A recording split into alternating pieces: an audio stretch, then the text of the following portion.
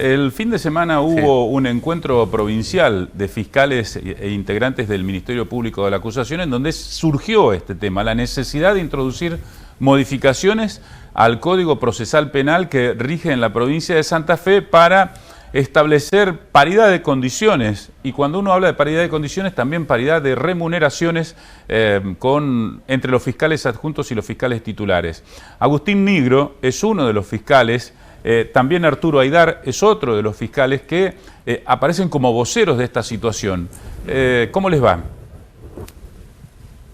Hola, buenas noches, gracias por invitarnos. Sí, yo soy Agustín Nigro, es un gusto hablar con ustedes. En particular, yo integro la Asociación de Fiscales de la Ciudad de Santa Fe. Actualmente he sido designado como secretario y en esa calidad también me acompaña Arturo Aydar, que ha sido uno de los iniciadores del reclamo, por lo menos de la última etapa, hace 5 años a esta parte aproximadamente. Y sí, la verdad que fue una oportunidad el Congreso Provincial que se hizo durante el jueves y viernes de la semana pasada. Creímos que era un momento oportuno para poner en discusión nuevamente cuál es la situación que vienen viviendo los fiscales adjuntos de toda la provincia, lo que entendemos que es un trato discriminatorio, una relación con la equiparación que supone no solamente la equiparación salarial, sino también de grado, en orden a la actividad que venimos desarrollando desde el momento inicial, desde el momento en que se reformó el Código Procesal Penal. ¿Podrían explicar para aquel que no conoce la cuestión procedimental, en qué momento se designa un fiscal adjunto? ¿Por qué aparece la figura del fiscal adjunto? Bueno, el texto de la ley 13013 en su diseño original establecía que había fiscales de distrito y fiscales adjuntos. Los primeros funcionaban con, mejor dicho, los fiscales adjuntos funcionaban con supervisión y delegación de los fiscales titulares, y estos son los que tienen a su cargo la dirección de la investigación, obtener las evidencias necesarias que luego se transforman en prueba en los eventuales juicios, y de esa manera lograr acreditar aquellos hechos criminales por los cuales van a ser sancionados sus autores. Lo que sucedió desde el primer momento, desde el día inicial de la puesta en marcha del sistema procesal, es que los fiscales adjuntos trabajaron en igualdad de condiciones, con total autonomía y ejercitando su propia objetividad técnica para llevar adelante esta actividad. Es decir, desde el momento que se puso en marcha el sistema procesal, los fiscales adjuntos siempre trabajamos recabando las evidencias, dirigiendo las investigaciones y tomando las decisiones en los casos que significan promover la acción penal, es decir, instar que los jueces conozcan los hechos y a partir de eso decidan la controversia.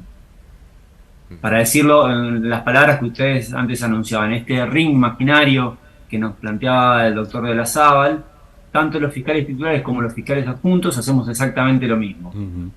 Llevamos al conocimiento del juez cuál es la evidencia que hay contra una persona que ha sido individualizada como la autora de un delito y le pedimos al juez que le aplique alguna sanción. Esto se hizo desde el primer momento, como antes decía, en igualdad de condiciones con los fiscales. ¿Y esto se da por el volumen de trabajo que han tenido desde el principio? Sí, se da por el volumen de trabajo, pero entiendo yo también hay un problema de diseño de la ley. Lo hablábamos con Arturo antes de esta entrevista, digamos, la idea misma de la delegación es una idea problemática. En parte tuvo que ver con el volumen de trabajo, pero pensemos que el sistema acusatorio vino a tratar de eliminar la delegación que existía entre el juez y el secretario.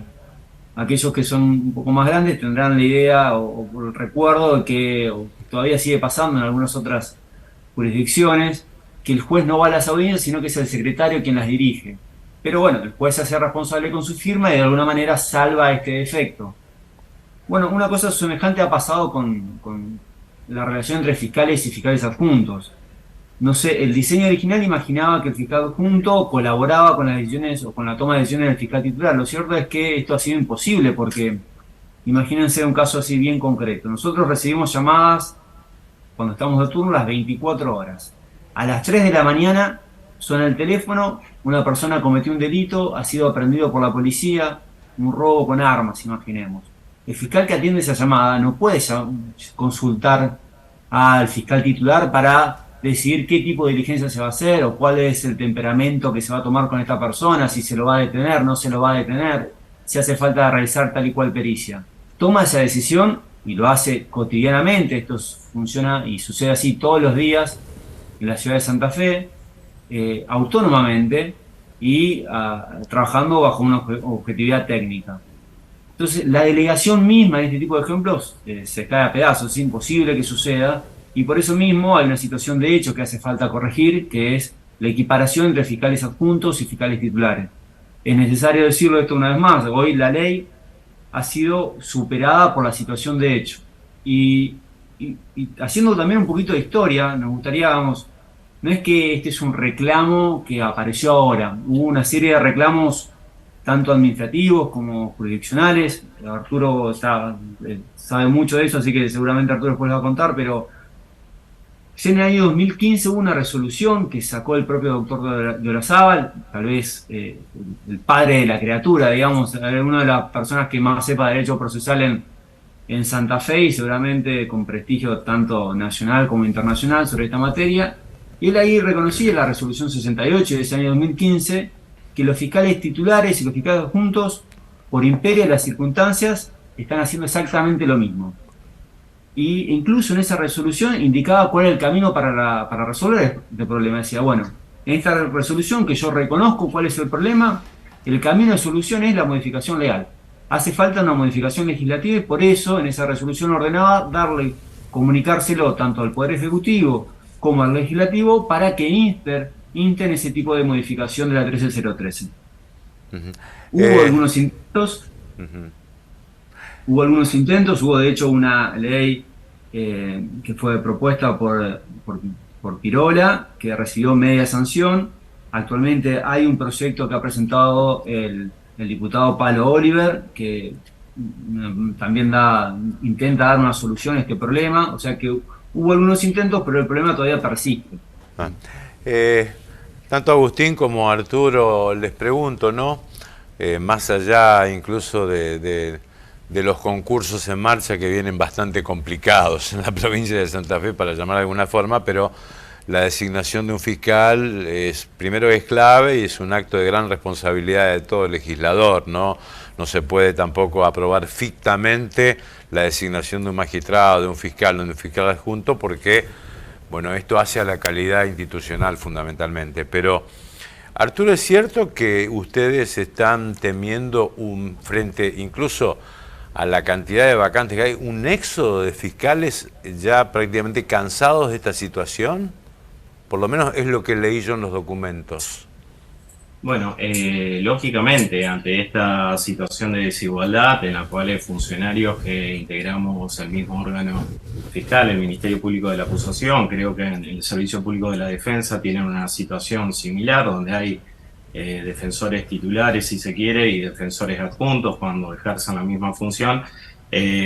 A nivel profesional y a nivel personal, tanto fiscales adjuntos como defensores adjuntos están interesados en progresar en su carrera, entonces están evaluando, analizando distintas alternativas. Una podría ser la de concursar para ser magistrados, eventualmente pueden volver a concursar, lo cual para mí es una contradicción, digamos, para ser fiscales titulares o para ser defensores titulares, y digo que es una contradicción porque todos los que rendimos para ser fiscales titulares, fiscales adjuntos o defensores adjuntos, concursamos, hicimos el mismo concurso que todos los fiscales y que todos los defensores. Pero sí, es verdad lo que comenta, de que en esta situación que estamos viviendo nosotros, en las cuales no se nos reconocen de alguna manera nuestros derechos, algunos funcionarios como fiscales adjuntos y defensores adjuntos están optando por concursar para otros cargos y de esa manera sí, lógicamente, abandonar los cargos que están ocupando. Sí, claro, no, pensemos que el último concurso de jueces que se han elevado a los pliegos ha sido, la mayoría de los concursantes han sido fiscales adjuntos, con también algunos integrantes de los defensores adjuntos, pero los pliegos elevados también en su mayoría han sido de fiscales adjuntos. Eso muestra, por un lado, la capacidad técnica de los fiscales adjuntos, que nuevamente es revalidada con un nuevo concurso donde les es reconocido como antes decía, su calidad técnica, y ahora son promovidos como jueces penales. pero al mismo tiempo la pérdida que tiene para el MPA en su calidad institucional, porque en definitiva, una persona que ya es experimentada, que ha tenido unos años de carrera en el MPA, que tiene experiencia práctica en cómo llevar adelante investigaciones, por un defecto de diseño del MPA, decide participar de otro o en otro rol en el sistema de justicia penal, perdiéndose así esa capacidad individual, que después es muy difícil de reponer. La curva de aprendizaje para el fiscal adjunto que vaya a reemplazar a ese fiscal que se acaba de ir, siempre lleva un tiempo, como en cualquier tarea, y eso es en perjuicio del Ministerio Público de la Acusación. O sea, se está perdiendo la experiencia, se está perdiendo la experiencia de todos ustedes, ¿no? Exactamente. Además, en definitiva, también tenemos un plantel de fiscales que se va a ir renovando de manera muy frecuente, y eso pierde consistencia. Pensamos que los fiscales también tenemos, nos reemplazamos unos a otros, entonces que las decisiones sean unificadas, con el mismo criterio, con la misma expertise, no es una cosa accesoria o que puede ser de alguna manera fácilmente reemplazable. Una última pregunta, ¿no? Porque, bueno, ustedes estén de turno o no, o llevando adelante una causa, tienen que investigar delitos que muchas veces son graves, ¿no? Un robo calificado, pero también un homicidio en banda, a veces con asociación ilícita. ¿Sufren amedrentamiento, algún tipo de amenazas? ¿Y las amenazas están dirigidas al fiscal titular o al fiscal adjunto o a ambos? ¿O ustedes también? Bien, con esto quiero ser así bien claro. La verdad que esta distinción entre fiscales adjuntos y titulares, los únicos que la conocemos somos los que la sufrimos. Claro. Después, la víctima cuando recibe la entrevista habla con el fiscal, no habla con el adjunto o con el titular. Tiene la persona de carne y hueso delante suyo que le explica cuál es el caso. Si su categoría salarial es adjunto o titular, poco le importa. Lo mismo sucede con la responsabilidad, o lo que vos bien mencionás, los amedrentamientos o las distintas amenazas que han sufrido un conjunto de fiscales. Pienso, por citar en la ciudad de Santa Fe, por ahí está mal, digamos, pero quien ha protagonizado ahora las investigaciones contra el Club Colón, contra personas, hinchas caracterizados, por decirlo de alguna manera, así bastante... para no ponerle el nombre que capaz le corresponda, no es otra que la doctora Laura Urquiza, que en definitiva ella es fiscal adjunta.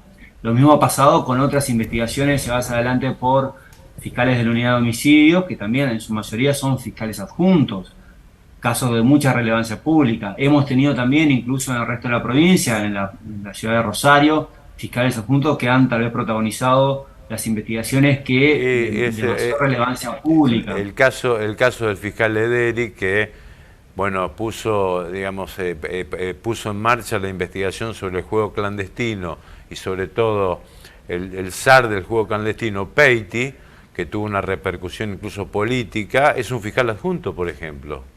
Exactamente. Y ahí, en ese tipo de cosas, no hay distinción sobre... Pero incluso hay operadores judiciales que no, como por ejemplo los jueces que no distinguen, que no saben, por ejemplo, cuando un fiscal va a una audiencia si es fiscal titular o es fiscal adjunto. Ellos lo desconocen totalmente. Bueno. Agustín, Arturo, gracias por su tiempo. Gracias, Gracias. Gracias a ustedes. Gracias.